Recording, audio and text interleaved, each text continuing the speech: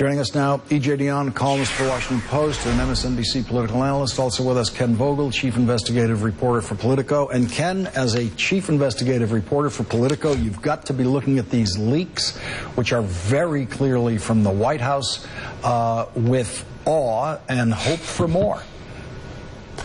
We are salivating, and in fact, we hear that the term that has been used to describe the situation now in the White House, the comparison, which is not too different from what we heard on the campaign, is it's like the Lord of the Flies in there. It's not even factions of people necessarily, though we certainly see a little bit of that with the Reince Priebus establishment faction and the Steve Bannon sort of populist faction. It's every person for themselves. There's a lot of animosity. There's a lot of just bad feeling in there. And a lot of it stems from the top. This is the sort of culture that Donald Trump has had in organizations that he's run.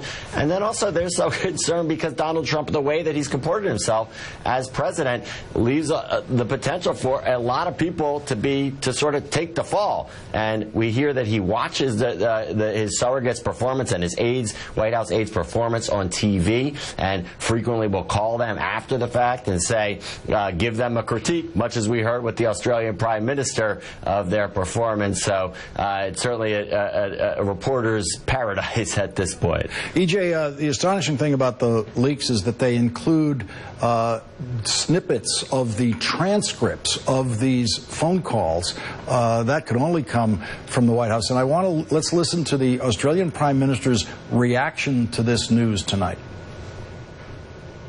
I've seen that report. And I'm not going to comment on the conversation other than to say that in the course of the conversation, as you know, and as was confirmed by the President's official spokesman in the White House, the President assured me that he would continue with, honour the agreement we entered into with the Obama administration with respect to refugee resettlement.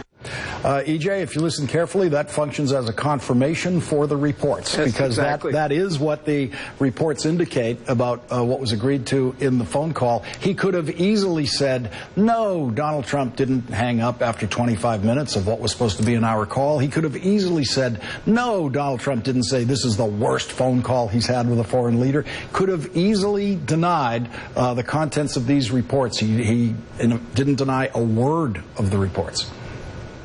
Right, and so you're exactly right, and this is really madness. I mean, Australia is one of our closest friends in the world. Our alienating Australia would be like Donald Trump alienating Jared Kushner.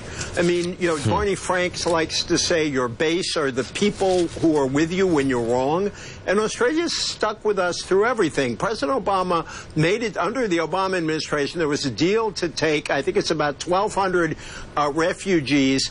And on the same day this story by my colleague Phil Rucker broke, the State Department confirmed that, yes, Australia's a close ally. We're going to keep this deal.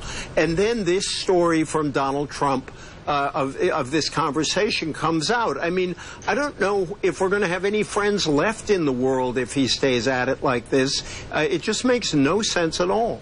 And Ken, you can imagine that people in the White House who were disturbed by those phone calls, basically on the methods that we've heard in the past, might have concluded the only way to get Donald Trump to start behaving on these calls is to leak this stuff so that we talk about it on TV. And then he sees why you shouldn't talk this way on these phone calls.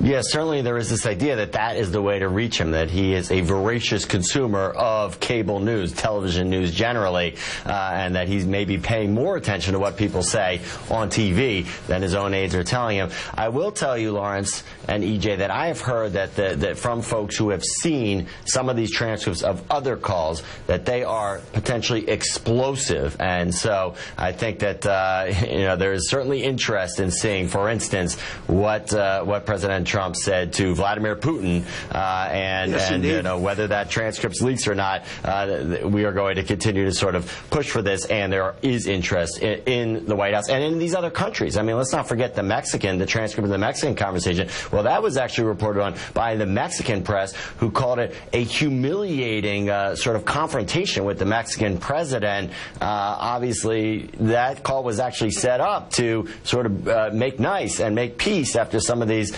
back and forth over who's going to pay for the wall, obviously that type of conversation is not going to accomplish that goal.